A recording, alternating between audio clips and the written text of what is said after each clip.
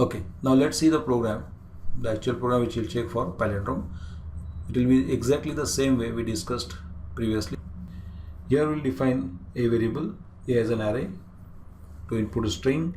We have I and j variables for looping as index variables, L variable to get the length of the string, and then special variable f set to 1 initially.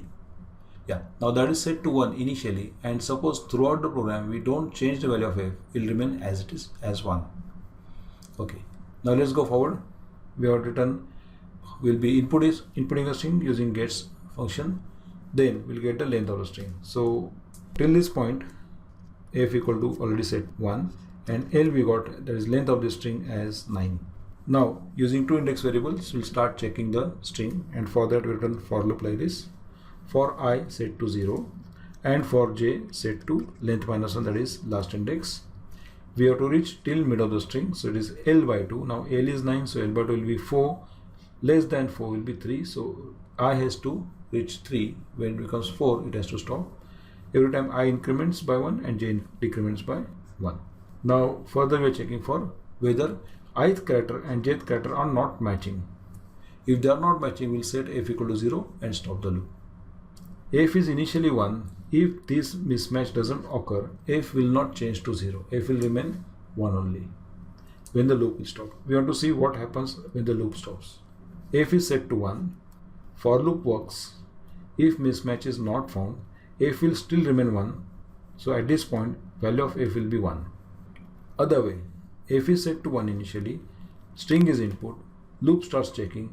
Anywhere at a of I and a of j, there is a mismatch. Then f equal to 0 will occur and loop will stop. So when the loop will stop, value of f will be 0, and that we'll be using to check for palindrome. Okay, let's go forward. So we discussed what happens this point, and now let's go for a for loop. I set to 1, j set to 8, and the loop starts. It checks for a0 not matching with a8, false. I becomes 1, j becomes 7 because I plus and j minus minus. Condition is true because it has to go up to 3. Again a1 not matching with a7, false, so I becomes 2, j becomes 6. For loop condition is true. It checks for a2 not matching with a6, again false, so I becomes 3 and j becomes 5. I becomes 3 and j becomes 5. It checks for a of 3 not matching with a5, again false. I becomes 4, j becomes 4, but this time loop will stop because I has to go up to 3 only. Loop stops, and we can see f is still 1. So here in this case, since it was a palindrome, there was no mismatch found, this never occurred, and f still remains 1. See the other logic. If suppose this character was not C and it was some character, let's say M, obviously there is a mismatch. How the program is going to work? F is set to 1, length is 9, we got up to this, then the loop will start working. I set to 0, j is set to 8. Loop checks for is a0 not matching with 8, false. I becomes 1, j becomes 7.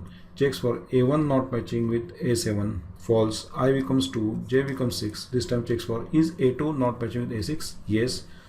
Since the condition is true, f will be set to 0 and the loop will stop. Now you can see when the loop has stopped, f is 0. That will indicate that there was a mismatch found, and mismatch found indicates that it's a palindrome. So to check that, we return further over here. When the loop stops, if f is still 1, indicates that there was no mismatch found, it indicates it's a palindrome. Else means if it's set to 0, it will indicate it's not a palindrome. Thank you.